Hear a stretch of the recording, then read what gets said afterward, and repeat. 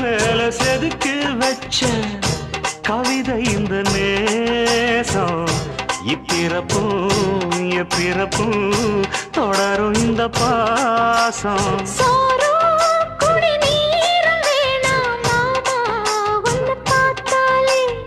ஆறும் பசியாரும் தானாச மொழி கேட்டாலே